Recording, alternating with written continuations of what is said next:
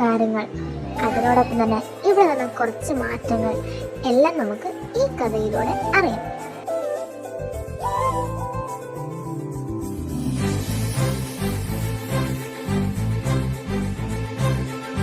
അമിത്, ഇത്തവണത്തെ കോമ്പറ്റീഷൻ എന്താണെന്ന് നിനക്കറിയാലോ. ഫാഷൻ എന്ന് പറഞ്ഞാൽ അതൊരു പെട്ടെന്ന് എല്ലാവരും ആകർഷിക്കണം എന്ന രീതിയിൽ നമ്മൾ ഇത്തവണത്തെ പ്രൊജക്റ്റ് നമ്മൾ ഇറക്കിയിരിക്കണം.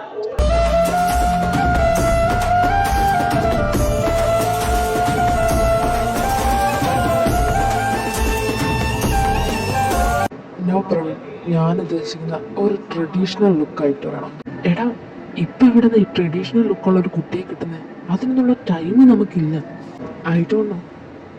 ഏക്കാലം നമ്മുടെ മുന്നിൽ 1 വീക്ക് ടൈം ഉണ്ടല്ലോ. നമുക്കുള്ളതാണെങ്കിൽ നമ്മളെ തേടിയെത്തും. നീ അപ്പം ലിസിയോട് എന്ത് പറയും? 3 വർഷമായിട്ട് അവളാണ് നമ്മുടെ കമ്പനിയുടെ മോഡൽസ്. ഇനിയിപ്പോൾ അങ്കിളിനോടും ലിസിയോടും ഇതിനെപ്പറ്റി എന്ത് നമ്മൾ പറയും? ഇത് മിത്ത് ഫാഷൻ ഗ്രൂപ്പാണ്. ഇവിടെ തീരുമാനിക്കുന്നത് അമിത്താണ്, അല്ലാതെ വേറെ ആരുമല്ല. എങ്കിൽ നീ ട്രൈ ചെയ്തോടാ. ഇത്തവണ തന്നെ വിത്ത് ഗ്രൂപ്പ് ആയിരിക്കണം ഫസ്റ്റ്. ഇതിനുള്ള ആരെങ്കിലും ഒരാളെന്ന് കണ്ടുപിടിക്കണം ഈ 1 വീക്കിനുള്ളിൽ.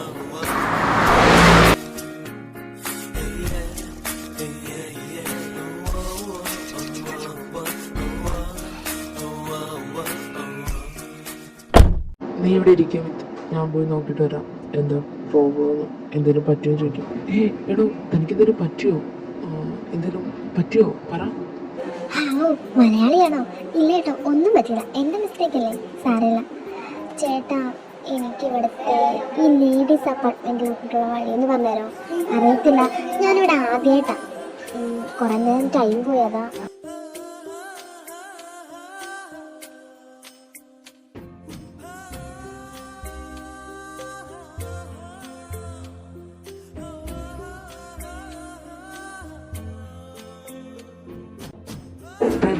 അവളോട് വണ്ടി വന്ന് കയറാൻ പറ. നീ വന്ന് കയറും, നമുക്ക് ടൈം ഒത്തിരി, അവളെ കൂടെ കൊണ്ടുവിടാം. അല്ലേട്ടാ, നിങ്ങൾ ശരിക്കും എവിടെ പോവായിരുന്നു? എനിക്ക് ഇവിടെ ഒന്നും വലിയ പരിചയമില്ല. ഞങ്ങൾക്ക് ഇവിടെ ഒരു മീറ്റിംഗ് ഉണ്ടായിരുന്നു. മീറ്റിംഗ് കഴിഞ്ഞ് പോകുന്ന വഴിയാ. അല്ല, തന്റെ പേരെന്താ? ഇവിടെ എന്താ വന്നേ? ഓ, അത് പിന്നെ എന്താ ചേട്ടാ, ഞാനിവിടെ ഒരു ജോലിക്ക് വന്ന. ഇവിടെ ഞാൻ നോക്കിയപ്പം എല്ലാവരും മുട്ടിൻ്റെ മുകളിലൊക്കെ ഉള്ള ഡ്രസ്സ്. ഞങ്ങളുടെ അവിടെ നിന്ന് ഇങ്ങനെയൊന്നുമില്ല ചേട്ടാ. ഞങ്ങളുടെ അവിടെ മൊത്തം പട്ടുപാവാടയും ഹാഫ് സാരിയും സാരിയും ഇതൊക്കെയാണ്. ഞാനിവിടെ വന്നപ്പോൾ ഞാൻ തന്നെ ഞെട്ടിപ്പോയി. എല്ലാവരും എന്നെ ഒരുമാതിരിയാണ് നോക്കുന്നത്. കാരണം ഞാൻ മാത്രമല്ല ഇങ്ങനത്തെ ഒരു സാരി ലുക്കിൽ വേറെ ആരും ഇല്ലല്ലോ. എൻ്റെ വീട്ടിലേ അച്ഛനും അമ്മയും ഒരു ചേട്ടനുണ്ട്. ചേട്ടൻ്റെ കല്യാണം കഴിഞ്ഞ കേട്ടോ, ഇത് ഞാൻ മാത്രമേ ഉള്ളൂ. അല്ല, ഈ സാറെന്താ ഇങ്ങനെ നിൽക്കുന്നത്? ഒന്നും മിണ്ടൂല്ലേ? ഇവിടെ എല്ലാരും ഇങ്ങനത്തെ ഡ്രസ്സൊക്കെയാ, അല്ലാതെ തന്നെ പോലെ ഇങ്ങനെ ഇല്ല. അവിടെ നടന്ന ഓരോ കാര്യവും അവൻ ശ്രദ്ധിച്ചില്ല. മുഖത്ത് എപ്പോഴും ദേഷ്യമായിരുന്ന അവൻ്റെ മുഖം ചെറു പുഞ്ചിരി വിടുന്നപ്പോൾ അത് പ്രവീൺ നന്നായി ശ്രദ്ധിച്ചു. അവൻ്റെ ഓരോ മാറ്റവും അവൻ അതിലൂടെ തന്നെ മനസ്സിലായി. അവൾ പറയുന്ന ഓരോ കാര്യം കേട്ടതും അവൻ ഭയങ്കരമായിട്ട് ചിരിക്കാൻ തുടങ്ങി. ഇതാ താൻ പറഞ്ഞ അപ്പാർട്ട്മെന്റ്. താങ്ക് യു ചേട്ടാ, നൈസ് ടു മീറ്റ് യു. എൻ്റെ പേര് ശ്രീദേവി. ഈ മുംബൈയിലെ ചേട്ടനോട് കൂടെ ചേട്ടനെ ശ്രദ്ധിച്ചു ഒന്നും മിണ്ടിയില്ല. അവൻ എന്നിട്ടും അവളോടൊന്നും മിണ്ടിയില്ല. അയ്യോ, ഞാൻ ആദ്യമായിട്ട് ഇതുപോലത്തെ ഒരു പെൺകുട്ടിയെ കാണുന്നത്. എന്നതാ ചേട്ടാ, എന്ത് വർത്താനം അവള്. നീ എന്താ അവളോടൊന്നും മിണ്ടാത്ത? എനിക്കങ്ങനെ മിണ്ടാനൊന്നും തോന്നിയില്ല. എനിക്ക് അവളുടെ വർത്താനം ഇഷ്ടപ്പെട്ടില്ല. എന്ത് വർത്താനം? ഇങ്ങനെയൊക്കെയാണ് പെൺകുട്ടികൾ. ശരി, ഒതുക്കത്തിലൊക്കെ വർത്താനം പറഞ്ഞൂടെ? ഇത് തുറന്ന ഭയങ്കര വർത്താനം. ഞാൻ കണ്ടായിരുന്നു പതിയെ ചിരിക്കുന്നത്. എടാ, അതൊക്കെ പോട്ടെ, നമുക്ക് പറ്റിയ പെൺകുട്ടികള് ട്രഡീഷണൽ ആയിട്ട്.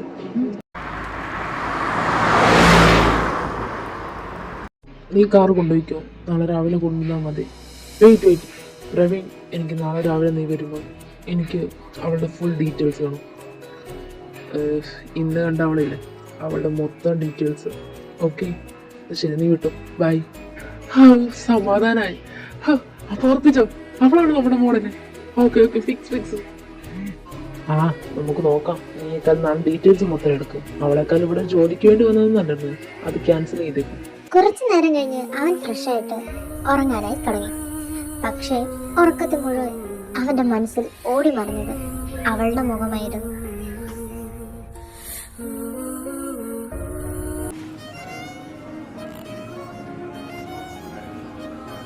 ഹലോ പ്രവീൺ, ഞാനിപ്പോൾ അങ്ങോട്ട് വിളിക്കാം. ഞാൻ അർജൻറ്റ് കുറച്ച് കാര്യത്തിലാണ്.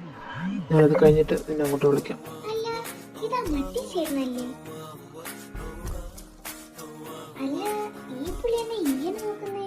ഇനി ഞാൻ ഈ സാരി എടുത്തത് കൊള്ളൂലേ? അമിത് നടന്ന് അവളുടെ സീറ്റിന്റെ ഓപ്പോസിറ്റ് വന്നിരുന്നു. താൻ എന്തെങ്കിലും ഓർഡർ ചെയ്തായിരുന്നോ?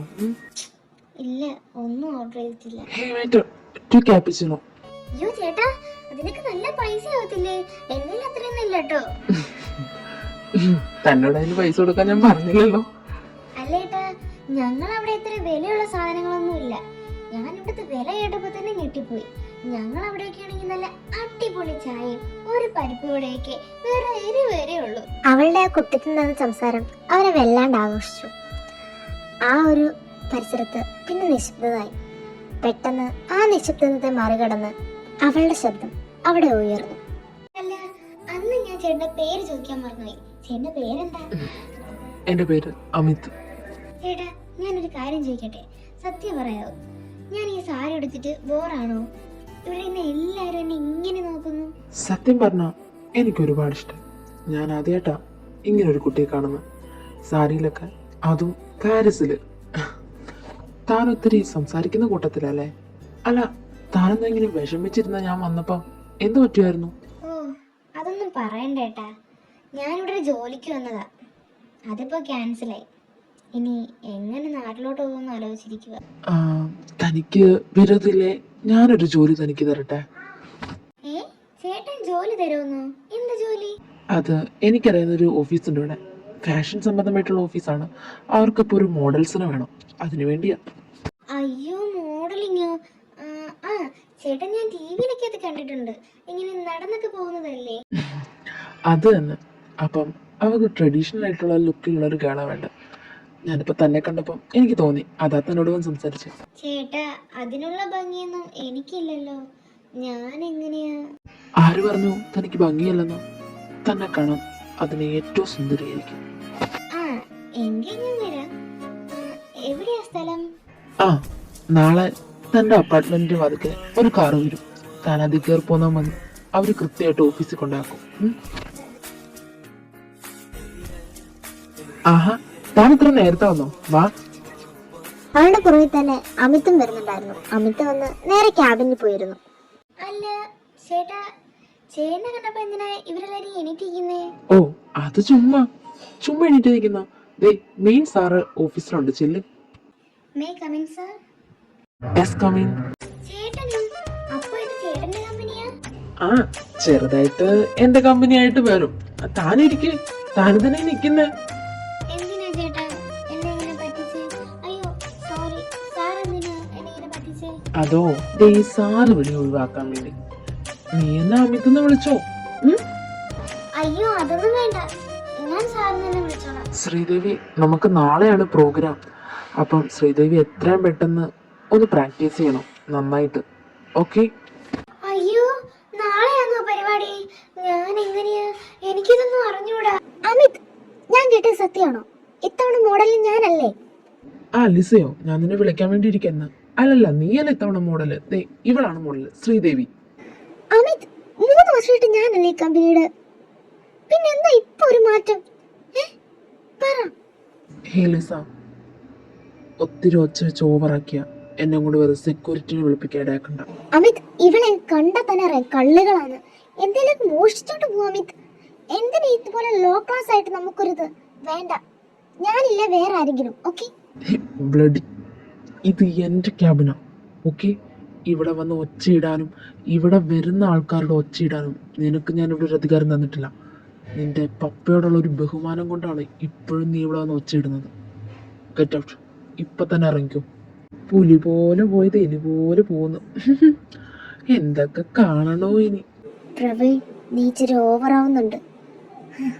ശ്രീദേവി ആ കുട്ടിയെ കണ്ട് പേടിച്ചു പോയോ? പേടിക്കണ്ട കേട്ടോ, അവൾക്ക് ചെറിയ വട്ട. അല്ല സാർ, അതാരായിരുന്നു ആ കുട്ടി? ഓ, ആ കുട്ടിയുടെ പേര് ലിസ. ഇവനെ കല്യാണം കഴിക്കണമെന്ന് പറഞ്ഞ് നടക്കുക. ശ്രീ, നീ ടെൻഷൻ ഒന്നും അടിക്കണ്ട. 25 കമ്പനീസും മോഡൽസ് ഉണ്ട്. ബട്ട് എപ്പോഴും നമുക്കായിരിക്കണം ഫസ്റ്റ്. ഓക്കെ? ആ ഒരു ഇതിൽ നീ നിൽക്കുക. അമിത് ഇപ്പൊ വരും. അമിത് കുറച്ച് ലേറ്റ് ആവുമെന്ന് പറഞ്ഞു. അങ്ങനെ എല്ലാവരും കാത്തിന്റെ സമയത്തി. പ്രവീണും അത് നോക്കി തന്നെ നിൽക്കുകയായിരുന്നു.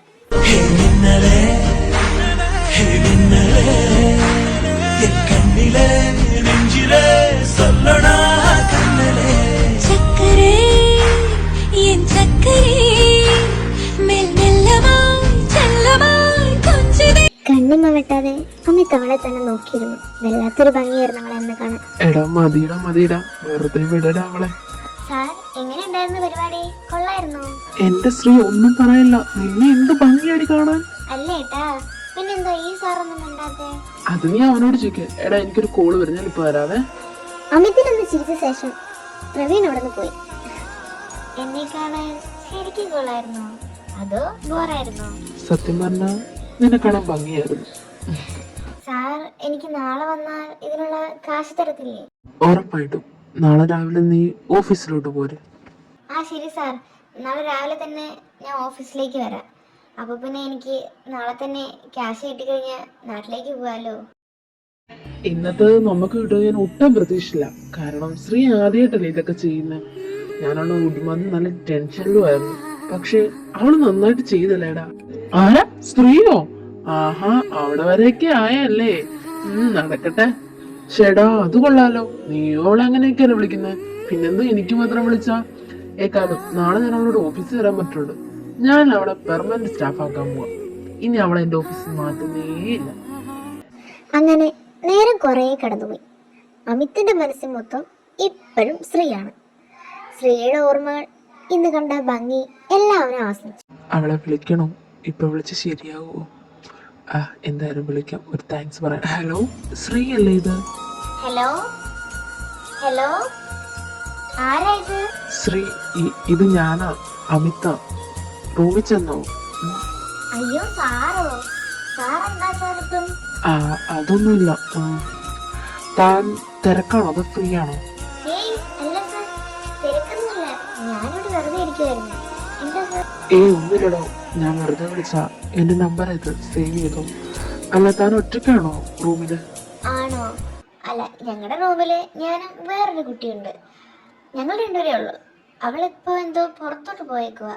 അല്ല, ഞാൻ ശ്രീയോടൊരു താങ്ക്സ് പറയാൻ വേണ്ടി വിളിച്ച. നീ ഇല്ലായിരുന്നു ഇന്ന് നമുക്ക് ഈ പ്രൊജക്റ്റ് കിട്ടത്തില്ലായിരുന്നു. Thank you so much. അയ്യോ, എന്തിനാ സാർ എന്റെ അടുത്ത് താങ്ക്സ് ഒക്കെ പറയുന്നത്? അതിന്റെ ആവശ്യമൊന്നുമില്ല. എങ്കിൽ ശരിയോ, ഞാനൊന്ന് വിൽക്കാം. കുറച്ച് മെയിലൊക്കെ ചെക്ക് ചെയ്യാറുണ്ട്. ശരി, ഗുഡ് നൈറ്റ്.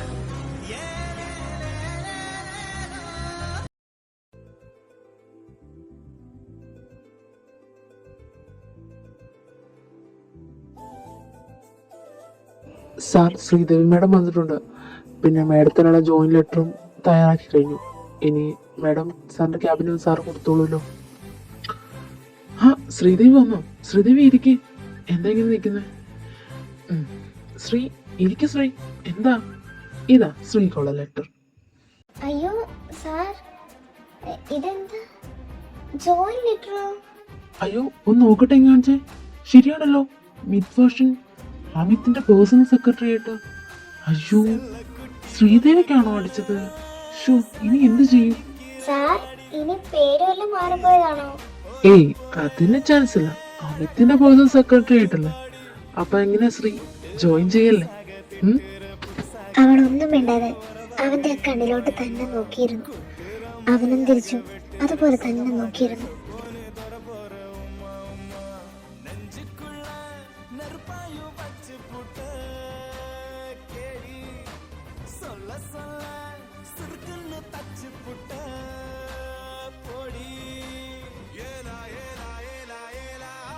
കൺഗ്രാറ്റുലേഷൻ ശ്രീ. അപ്പം ഇന്നോട്ട് ജോയിൻ ചെയ്യല്ലേ? ഇന്നോ സൈൻ കിട്ടോ? Thank you sir. ഞാൻ എങ്ങനെ തിരിച്ച് നാട്ടിലോട്ട് പോകുമെന്ന് ഓർത്തുകൊണ്ടിരിക്കുവായിരുന്നു. സ്ത്രീയുടെ സീറ്റ് ഇവിടെയാണ് അറേഞ്ച് ചെയ്തേക്കുന്നത്. അപ്പം ഇന്നോട്ട് വർക്ക് തുടങ്ങി. നമുക്ക് അടുത്ത ദിവസമാണ് നിന്റെ ഫൈനൽ. അപ്പം എന്താണ് പ്ലാൻ? അമിത്, നിന്റെ പ്ലാൻ എന്താണ്? പറ. ട്രഡീഷണൽ ലുക്ക് തന്നെ നമുക്ക് ട്രൈ ചെയ്യാം. എന്ത്? ശ്രീയുടെ അഭിപ്രായം എന്താണ്? പറ. സാർ, നമുക്ക് എന്തുകൊണ്ട് മാറ്റി ചിന്തിച്ചൂടാ? എപ്പോഴും ട്രഡീഷണൽ ലുക്ക് വേണ്ട. ശരിയാ, ഞാനും അതത്ര ഓർത്തില്ല. ട്രഡീഷണൽ വേണ്ട. ഇത്തവണ ട്രഡീഷണൽ ലുക്കിന് ഫസ്റ്റ് കിട്ടിയതുകൊണ്ട് ഉറപ്പായിട്ടും അടുത്ത തവണ അടുത്ത ഗ്രൂപ്പുകാരെല്ലാവരും ട്രഡീഷണൽ ലുക്കേ സെലക്ട് ചെയ്യുള്ളൂ. ഓക്കെ, നമുക്ക് ഇച്ചിരി വെറൈറ്റി തീം പിടിക്കാം അല്ലേ? വന്നപ്പോഴേ എന്തൊക്കെയോ പേപ്പറിൽ സൈൻ ഇടുകയും എന്തൊക്കെയോ നോക്കുകയായിരുന്നു. സാറിനോട് ഇതിനെ പറ്റി ഇപ്പൊ ചോദിക്കണോ? എന്താണ് ശ്രീ ഇത്ര ആലോചന? എന്തോ പറയാനുണ്ടല്ലോ, അതങ്ങോട്ട് പറ. എന്താ മടി? അത് സാർ വീട്ടിൽ നിന്ന് വിളിച്ചായിരുന്നു. അല്ല, ഇപ്പൊ എന്തിനാ വീട്ടിൽ നിന്ന് വിളിച്ചത്? നീ ജോലിക്ക് ജോയിൻ ചെയ്തവരും അവരെ വിളിച്ചു പറഞ്ഞില്ലേ? പറഞ്ഞു, പക്ഷേ അച്ഛൻ എന്തോ കാണണമെന്ന് പറഞ്ഞു. ഇപ്പോഴോ? ഇപ്പൊ ഇനി പോണ്ട, നമുക്ക് അത്യാവശ്യം വീഡിയോ കോൾ ചെയ്തവരെ കാണാം. കുറച്ച് സമയം കഴിഞ്ഞ് പ്രവീൺ അതുവഴി നടന്നു വന്നു. ഓഫീസിൽ അവൻ കയറിയിരുന്ന് അവൻ്റെ വർക്കുകൾ ചെയ്യാനായി തുടങ്ങി.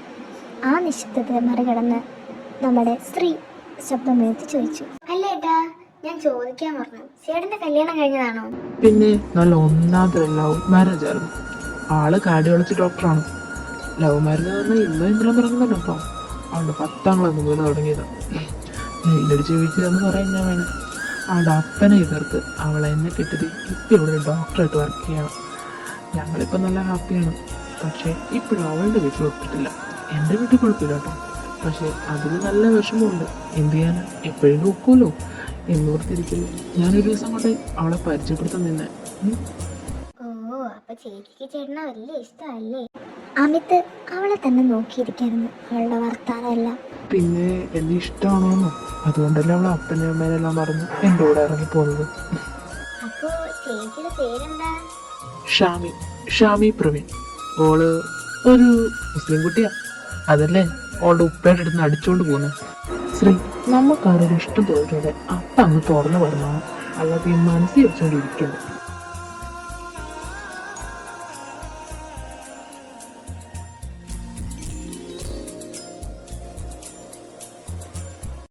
ബാബ, നമുക്ക് നമ്മുടെ വർക്ക് തുടങ്ങാം. ഒത്തിരി പെൻഡിങ് ഇല്ലേ, അതെല്ലാം കംപ്ലീറ്റ് ആക്കണ്ടേ. ശ്രീ ഇന്ന് വൈകുന്നേരം എങ്ങോട്ട് പോകുന്നത്? ശ്രീനെ ഞാൻ വൈകുന്നേരം ഡ്രോപ്പ് ചെയ്യാം അപ്പാർട്ട്മെൻറ്റിൽ. വർക്ക് കഴിഞ്ഞിവിടെ നിന്നാൽ മതി. ശ്രീ ഒന്നും മിണ്ടാതെ അവനെ തന്നെ നോക്കിയിരുന്നു. എന്താണെന്നൊന്നും നമുക്ക് മനസ്സിലായില്ല. അല്ല, ശ്രീ എന്തെങ്കിലും വാവ് വെച്ചിരിക്കുന്നു. അല്ല, എന്തായാലും അമിത് അത് വഴിയല്ലേ, പിന്നെ ശ്രീനെ ഡ്രോപ്പ് ചെയ്തിട്ട് പോകത്തില്ലേ? അതായിരിക്കും അവൻ ഉദ്ദേശിച്ചത്.